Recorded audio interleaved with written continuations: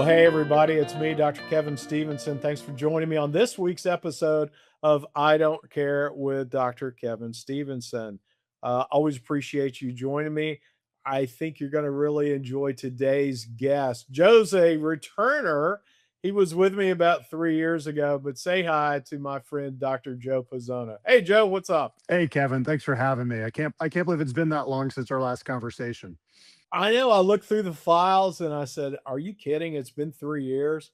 But you've done a lot in those 3 years, and so I think we've got a lot to unpack here. But remind my audience a little bit about what you do and talk about Virtue Care. Yeah, absolutely, Kevin. I'm Dr. Joe Pazona. I'm a board certified urologist, CEO and founder of Virtue Care. And Virtue Care's mission is caring for doctors, healing communities. And the way we accomplish that is by building sustainable outpatient specialty service lines. We've started with urology because I'm a plumber and that's what I know. And we've built this up to now 16 partnerships across 8 states. And we're starting to discuss scaling into additional outpatient specialties of need.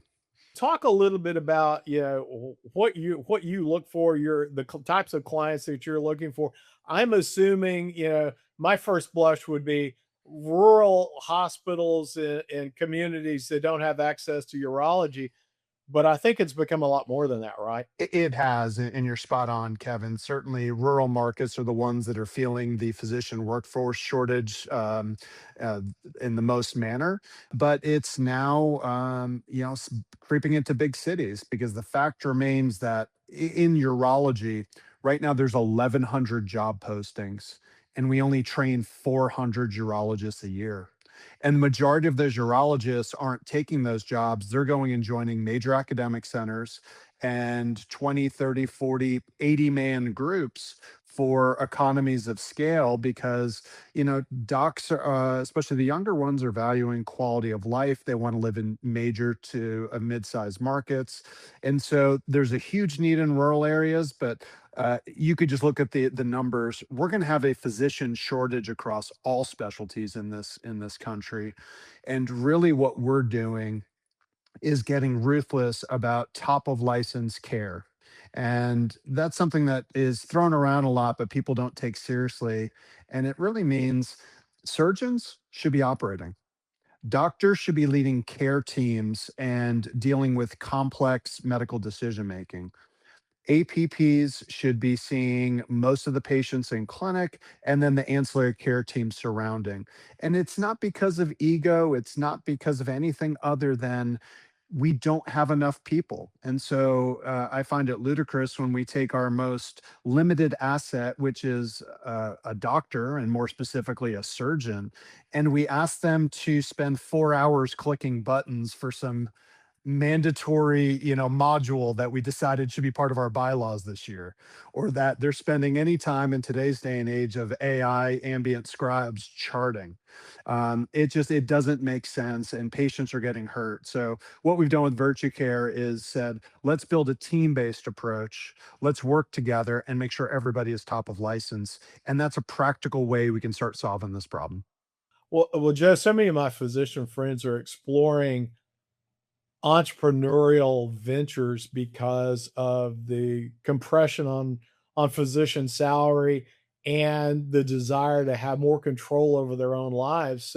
So share a little bit about the evolution of your entrepreneurial journey and then the founding of Virtue Care.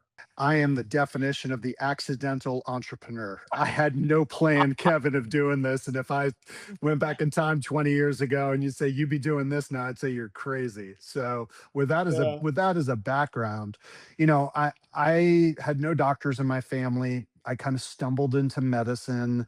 I stumbled into urology. And when I finished training in 2008, I said to myself, I just want to go be a good community urologist. I want to use my full scope of skills. I want to live in a nice community and have time to be a dad and a part-time ski bum. And so I moved to rural Washington State. And I joined a great group. It was a physician led multi specialty clinic with physician leadership. My urology colleagues were awesome. They helped me through that tough transition post residency of getting comfortable in the clinic and the OR when you don't have the expert by your side. And it was really a wonderful place to begin my career. But it also opened my eyes to a couple different things. The first are the challenges of practicing healthcare in a rural setting. You don't have the Yeah. resources of a big city academic center. You don't have the staff, the infrastructure, the capital to practice the healthcare that you always want to practice. And so with that comes very often, well, Dr. Pazona, that's not how we do things here. Now, some of those things is just maturing and understanding that those things are not possible. But it also brought up the second issue, which is what I saw of a different mindset. And in a lot of these communities, people were not interested in progressing things forward. And, they say in healthcare, everything you learn today, half of it's going to be wrong in 10 years. And so if you're still practicing medicine like it's 1997, I don't care how well intended you are, how good of a doctor you are, you're not doing your patients a service. And so I started seeing the downside to taking the mindset as a physician, oh, I'll just let the business people worry about that, because then they're dictating your daily schedule, your patient experience outside the confines of your exam room. So I think that was the sort of the first eye-opening aha moment, in addition to just seeing that, patients in rural communities, they don't have the same resources. And so traveling more than 20 minutes to come see a doctor can sometimes be literally impossible, whether it be because they don't have rides or they don't feel comfortable driving in the big city. And so we've got to find ways to meet people where they are. So I'd say that's where my juices started flowing in terms of my entrepreneurial journey. So walk me through what led you to found Virtue Care? How you talk a little bit about the rural aspect, but I know you're in Nashville now. How'd you get there? Where did that come from? Yeah, great question, Kevin. So in Washington, I got that itch. I said, God, there's got to be something better out there, but probably not. Let me just go and look. And I'll never forget it. It was almost 10 years to the day ago that I received an email. And the first line of the email said, "Are you a physician who feels underappreciated?" And I said, "Are you reading my mind?" Yeah, right. And then it goes on to, become chief of urology, head of robotic surgery, build a department in your dreams. And so I said, God, this can't be true. And so I started that process of exploring. I even had the opportunity to recruit a good friend who I trained with to come move with me. And after seemingly doing as much due diligence as we can, I moved my family 2,000 miles from Washington down to Alabama. And I got down there, and what on paper was a dream scenario, unfortunately ended up being a nightmare.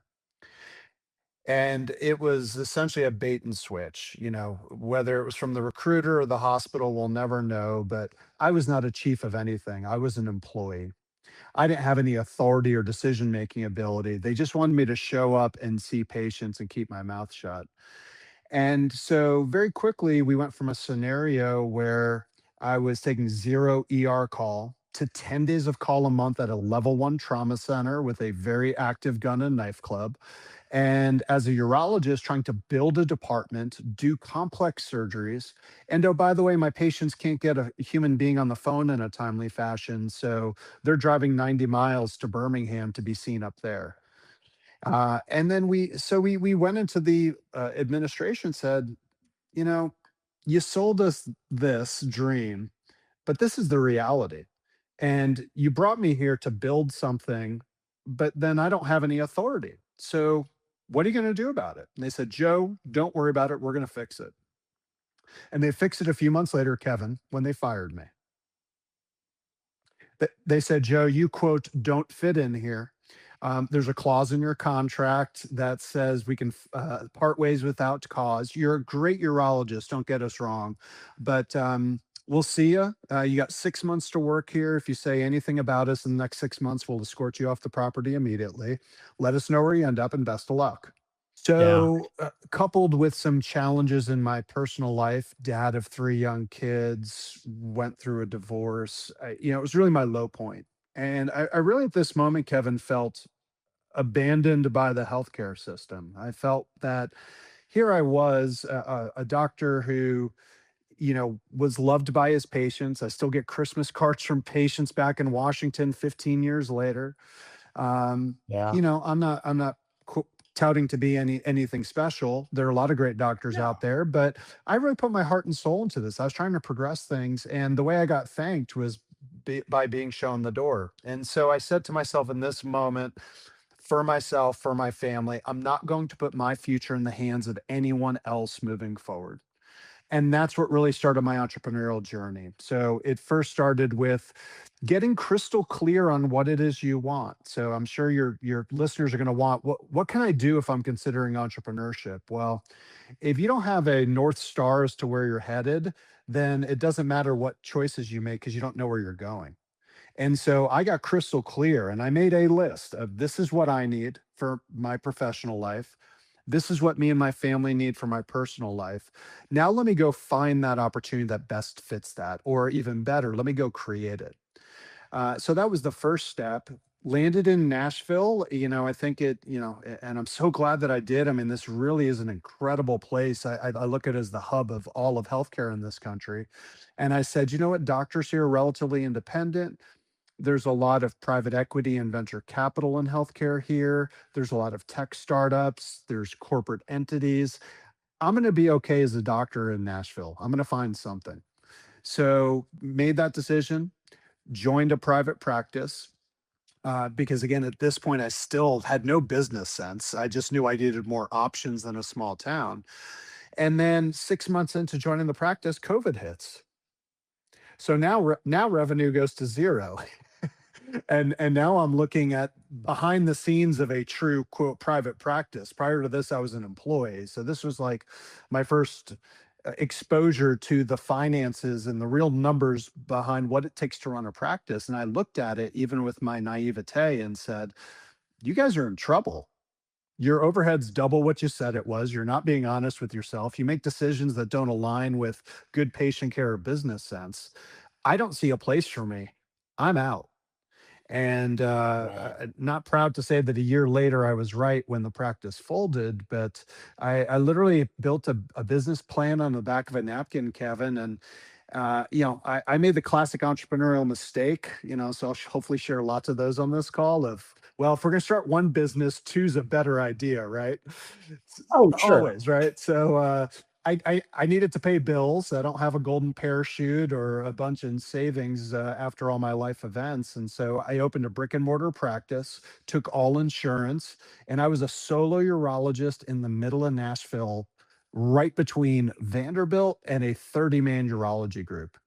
And during the pandemic, so to say level of Yeah. difficulty was challenging would be an understatement. But our practice is still going. 6 years later, we've made lots of shifts that we could talk about on another podcast. But ultimately, also saw that bigger market opportunity because when you go back to your original question, how'd you form Virtue Care? Well, at this moment, Kevin has said, huh, there are all these jobs that I saw 2 years ago when I first started looking. No one's taken them. And of the guys who took them, we got duped. And, fool me once, shame on me. So ultimately, I saw this opportunity and this asymmetry between where doctors want or need to live, but yet where they're needed. So my family and I needed to be in Nashville was where there was optionality, but we don't need another urologist in Nashville. We need one in Appalachia, Kentucky. We need one in Southern Illinois. But yet that's not the right place for me to live. So how do we how do we bridge that gap? And initially I thought we were going to be a direct to consumer telemedicine company with Virtue Care, where I'd be the only urologist just seeing patients on online visits and just counseling people. Quickly got a lesson in the humility of branding a direct to consumer company and marketing funnels and other business lessons I had to learn the hard way. And we developed our current hospital model with Virtue Care, where essentially, again, we're building this hybrid team based approach with remote doctors, fractional on site, top of license care. So when you really boil down how and why did I form Virtue Care, it was literally out of necessity. I had to find a way to make sure that no matter where I was living, I'd never have to move away from my family for any period of time, and I could deliver care, but also find a way to care for those patients because nobody is going to go to these communities at scale and help them. So it's really my why with everything I do. I do this for my family. I do this for my colleagues, the younger Joe Pazonas who felt stuck like, God, I don't like my group here. I don't like practicing in this environment, but God, I don't want to move my kids. They're happy and my spouse has a great job here. So what is that person supposed to do? And that's really what drives us, now moving forward every day. Yeah, I mean, it could, and I'd say it couldn't happen at a better time because, one of the positive aspects of COVID was people finally realized, you know, telemedicine is a pretty great option for me. And, I spent some time in rural Nebraska back in the early 2000s where telemedicine was absolutely a necessity. But my hospital was within a couple of hours, 2 to 3 hours from most of our patients. So when they did need an in-person visit, it wasn't, it was doable. But nowadays, people finally understand that, if my doctor's in, you know, Nashville, I'm still gonna get great care. And so, I think while as you said, it came out of necessity, timing was great for that to happen. Yeah, certainly couldn't have predicted that COVID would expedite the discussions around telemedicine, and that although we're not technically a telemedicine solution, it pulls on the same principles, and it's about reducing friction. And I think any physician entrepreneur needs to think in that mindset of we're so accustomed to going. I've got to see a patient in person, and we've got to be all enrolled with insurance, and we got to play those reindeer games. And only I can see them because I'm the best person. Listen, you're going to get no arguments from me, Kevin. The ideal medical scenario is you get to see the same doctor who lives in your town, who's invested in your community for the rest of your life. But that's a quaint, impractical notion. It just doesn't exist at scale. Medicine is too complex. There are too many patients who are living longer with chronic disease who need this management. And what worked 30, 40 years ago when the options of what even a small town doc could offer patients was limited doesn't work in 2026. And so we must look at high leverage models to solve this problem. And as you said, yeah, you're a urologist. You started with that concept, but now you're looking at other specialties. How come? Yeah, I think it's twofold. Number one is our hospital partners in the market are asking for it. I started with urology because it's what I know, but you could insert honestly any ology and you've got the same problems: gastroenterology, otolaryngology, medical oncology. There's a core number of outpatient specialties that are built on a longitudinal patient experience, meaning you got to follow people and get some consistent care over time, and that those specialties are not well suited for the current band-aid approach, which is locum tenens.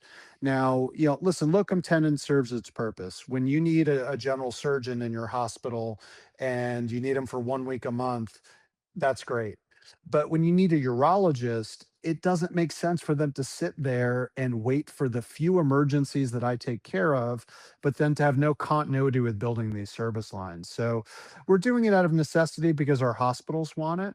And we're also doing it out of necessity, Kevin, because I'm getting doctors reaching out to me on LinkedIn saying, I love what you're doing. I'm burnt out as well. Can I Yeah. can I work with you? How do I do this? And so, again, back to discussing the entrepreneurial journey for, specifically for physicians. Um, There's a lot of different problems that can be solved in healthcare. I mean, I don't think I have to belabor that point. And Yeah. you can do anything, but you can't do everything. And so ultimately, everyone's going to have to decide, you know, do I want to go start my own business? And I can sit here and glorify it. I've skipped over to date the sleepless nights, the months I have not paid myself at all, while I just saw Yeah. money going out the door to people who were maybe not effective, or we weren't bringing the revenue we should have. And I hired too many people for the time, and the countless mistakes that I've made, the imposter syndrome, the amount of failure that business has. As a surgeon, my bar is 100%. The expectation when a patient comes in to see me is I will get rid of all their cancer with 100% certainty with zero complications. And that's not realistic, but it's the expectation. In business, the smartest businesses and the smartest leaders, they fail with intention and they learn from it, in which case it's not a failure, it's a learning opportunity. And then you change and you iterate and you test, and then you get more data and you learn.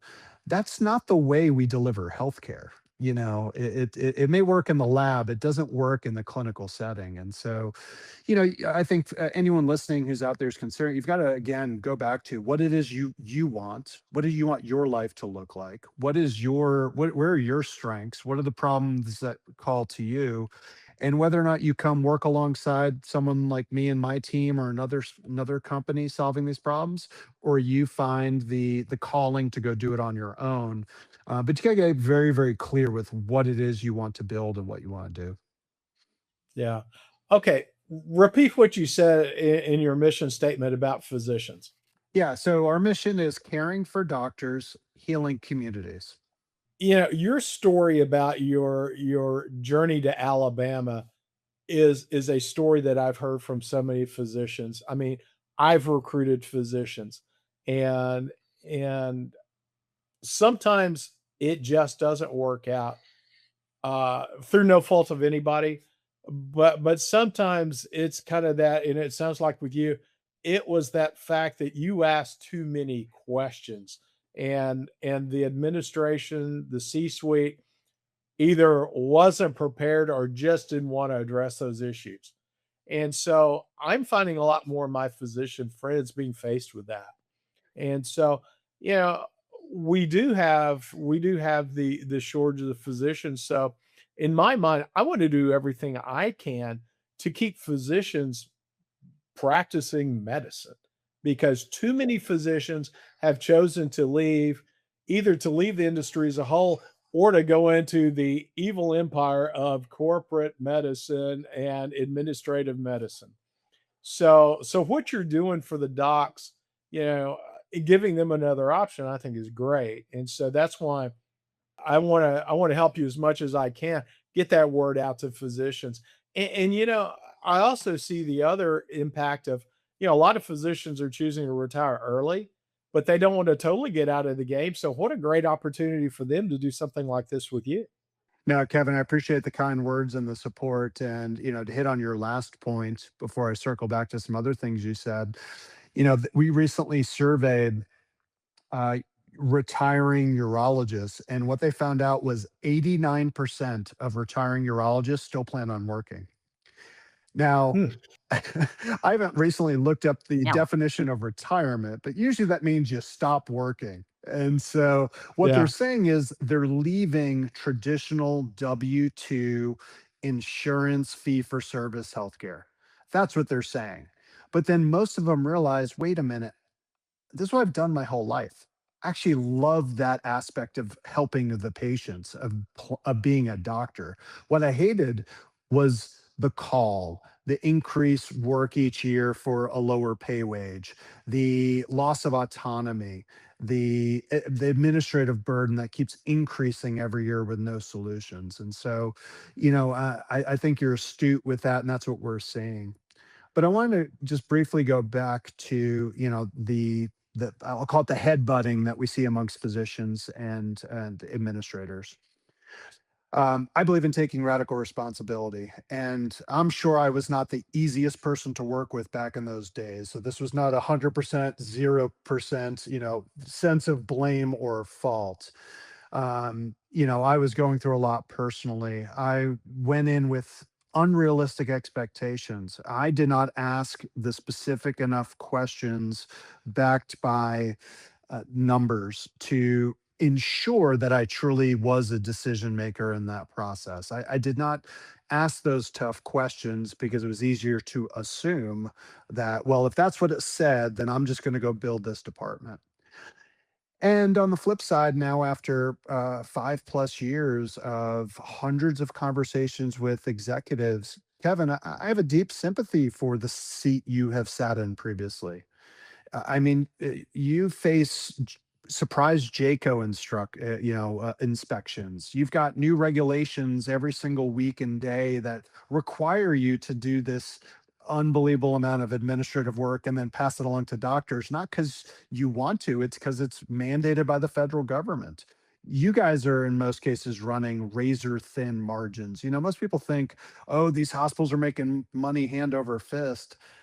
Not all of them are. I mean, they may have big top line revenue, but they're barely breaking even in some cases. And so, I think ultimately what you're doing here is fantastic, right? We're having conversations where we realize like, wait a minute, Dr. Kevin Stevenson is a human being who cares deeply about patients and doctors and improving the health of communities. So does Dr. Joe Pazona, urologist. Let's meet each other in the middle. Let's meet each other as human beings. Let's work together. And I think that's honestly where things fall apart in most places. It's not because the doctors are all perfect and the administrators are bad. Like, trust me, many of my colleagues need an ego check. You need to calm the heck down, and you need to realize that it's got to be a collaboration here. But on the same token, the administrators out there, Kevin, y'all need to understand the pressures that we're facing. We're taking all the risk in this system and very little of the Yeah. upside. We are the ones Yeah. we're angry, not because we want to make more money or because we're jerks. We're angry because I saw patients suffering. Like, I got viscerally upset when I heard a patient I just did a major surgery on say, I couldn't get in to see you, Dr. Pazona, so I drove 90 miles away to see your colleagues in Birmingham. When I was like, I've been here the whole time. I had no idea you even called. That's a system issue. Yeah. That's a breakdown of communication. And, Lot. and so I love what you're doing here, Kevin. I mean, it's got to be both. I don't have the skill set and expertise that you have, and no matter how empathetic you are, you have not walked a day in my shoes as a surgeon at 2 in the morning operating on a sick patient. And that doesn't, Yeah. and we just have to accept that and work together. Mhm. No, and Joe, you've hit the nail on the head. Throughout my career, I saw what I was doing in the C-suite, as a calling. You know, I never wanted to go to medical school, you know? I found out I stumbled into it, through a dear mentor and friend of mine, uh, but I knew the first day that I was called to be there because I could use my business sense to help the clinicians do their jobs better, and that's how I always tried to approach it. And, I think, I've been really proud of the relationships that I've developed and kept with physicians because what I always told them is that, "Look, I'm always gonna shoot straight with you. There's gonna be times you don't like what I say, but I'm always gonna tell you the truth." And so, through that mutual respect, we were able to work together and do some really good things. And so that's what I think we need a lot more of that in medicine. We need a lot more of that in healthcare where people are like, you know what? It's all about the patient. However we can best help the patient, that's what we're going to do. But you touched on the other thing, the razor thin margins, and people do have a real misconception of, oh my gosh, I see this monolithic building of a hospital. They've got to be making just money hand over fist, and it certainly wasn't the case. And so I could see, yeah, we've got this number, but we're collecting this number. and technology and equipment and salaries continue to rise, and so that margin that that we need to maintain to frankly keep our doors open kept shrinking. And so, trying to be as transparent as possible with my medical staff and say, hey guys, this is, I know this a piece of equipment would provide for better treatment for patients. We just can't afford it at this time. Is there another option for us to continue to provide great patient care? Maybe not, the optimal care that a patient could get at an academic medical center where they do have a little bit more funding.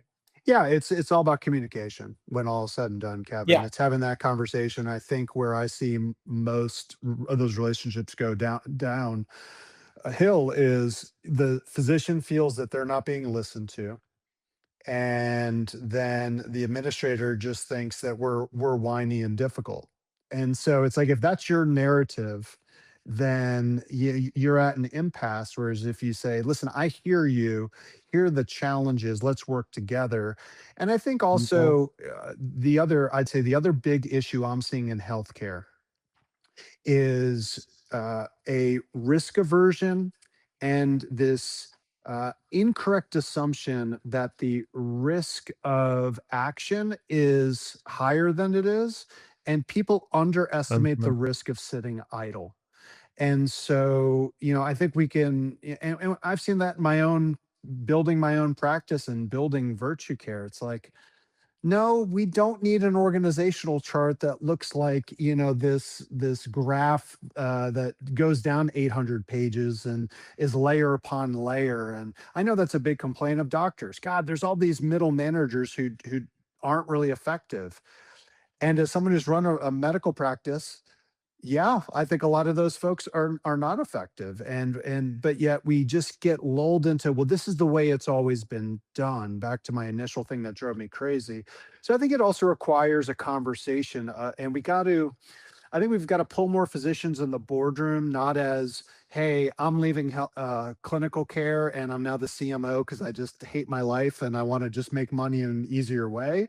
And instead, pull in the practicing physicians and listen to them and really start holding people accountable to things, because there's a lot of waste. And again, doctors are equally guilty of this, because I see a lot of doctor practices who sell off to private equity or end up closing their doors. And I just from the outside look at how they're running their practice and I go, well, no wonder you had to close the doors. You're running it like it's 1998. And I had to get really gritty. I mean, when I opened my practice, one of the ways we've survived throughout COVID and in a competitive market was I questioned every assumption as to what is truly necessary to run a practice and provide a great patient experience. And newsflash, it's with a lot fewer people and a lot less money than you think. No, you're exactly right. Well, I think we've touched on a lot of great topics, Joe, and I really appreciate your giving my audience some insight on your entrepreneurial journey, but also just the reinforcement of the fact that hey, if physicians and administrators, and really, I mean, it's throughout, all healthcare. If we just took the time to really communicate better, we would realize that our goals are really aligned. And again, I go back to it's about providing optimal patient care. Yeah.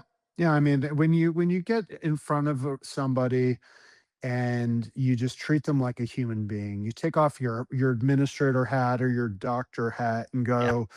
go, one thing that would have changed the world for me when I was in that position is if an administrator sat down with me and said, "Joe, how are you doing?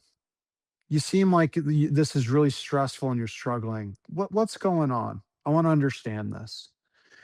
That would have just shown an ounce of humanity. It would have shown that this person actually cares about who I am, and I bet I would have been a lot more willing to listen instead of the lip service of, "Oh, okay, Dr. Pazona, sure, we'll fix this." And in the end, they were scheming to just fire me. So, I think that's a real life example of, at the end here, we're all human beings. We all are trying to provide for our families. Most doctors are trying to take really good care of their patients in an ethical way. Most healthcare administrators, Kevin, went into healthcare to serve as well in their own manner. Let's break bread. Let's sit down. Let's have real conversations. Let's treat people as humans. And then, let's start taking action. Entrepreneurship is simply just providing new solutions to existing problems. And I'm on LinkedIn almost every day. There's plenty of people complaining, and there's plenty of people with ideas. There are very, very few people taking action. And so you should get over inaction, do something. You don't all have to go out and start your own company or business, but you also don't need to keep sitting there thinking, oh, this is my life for the next 30 years. I guess I'm stuck. Yeah. Yeah. You're right. Well, that's a great word to end on, Joe. Dr. Joe Pazona with VirtuCare. Friend, thanks for joining me again. And let's not wait 3 more years to do this again. That sounds great to me, Kevin. And really appreciate the opportunity. It's been great to reconnect. Thank you. Sounds good. Thanks to you, my audience, for joining me today on I Don't Care with me, Dr. Kevin Stevenson. Always appreciate it and look forward to seeing you next time. Thanks.